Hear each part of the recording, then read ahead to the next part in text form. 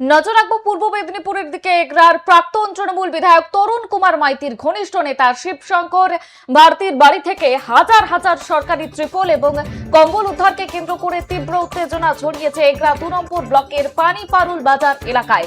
দীর্ঘদিন ধরে ওই তৃণমূল নেতার বাড়িতে বিপুল পরিমাণ সরকারি ত্রাণ সামগ্রী মজুত রয়েছে এমন গোপন খবর পেয়ে বুধবার সেখানে জড়ো হন স্থানীয় বাসিন্দারা। আর তল্লাশি চালাতেই ঘরের ভেতর থেকে থরে থরে সাজানো সরকারি ত্রিপল এবং কম্বল উদ্ধার করা হয়, যা সাধারণত প্রাকৃতিক বিপর্যয় বা দুস্থদের জন্য বরাদ্দ থাকে। আর গরিবদের হকের জিনিস নেতার ঘরে মজুত থাকার খবর ছড়িয়ে পড়তেই শয়ে শয়ে মানুষ ক্ষোভে ফেটে পড়েন।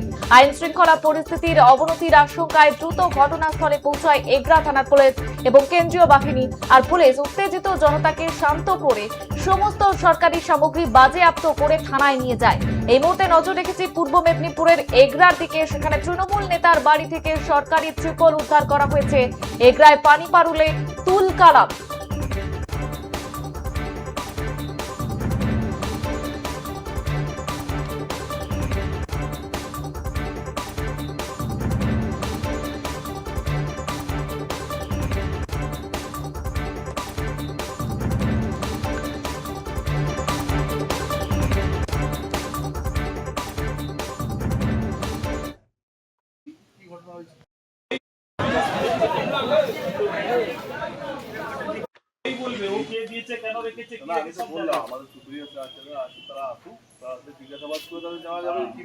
তারপরে উনি এটা আমাদের ঘর, এবার উনি ঘরটা আমাদের ভাড়া হিসাবে নিয়েছিলেন মাল রাখার জন্য। এই হচ্ছে কথা। এবারে এখন উনারা এসছেন, উনারা আমাদেরকে জিজ্ঞেস করলেন। এবার আমরা বললাম যে ঘরটা আমাদের, কিন্তু আগের যিনি বিধায়ক ছিলেন উনি ভাড়া নিয়েছিলেন। এবার ত্রিপাল উনি দিয়ে দেননি, থেকে গেছে, ওটা তো স্যারই জানে, ওটা তো আমরা বলতে পারবো না। এবার আমরাও যথারীতি স্যারকে ফোন করেছিলাম। স্যার চোখের ছানি অপারেশনের জন্য স্যার কলকাতায় গেছেন। এবার স্যার বললেন যে ঠিক আছে, আমি বিডিও সাহেব এবং এসডিও সাহেবের সঙ্গে কথা বলছি, তার যেটা সিস্টেম হয় আমি সেই সিস্টেম অনুযায়ী কাজ করব।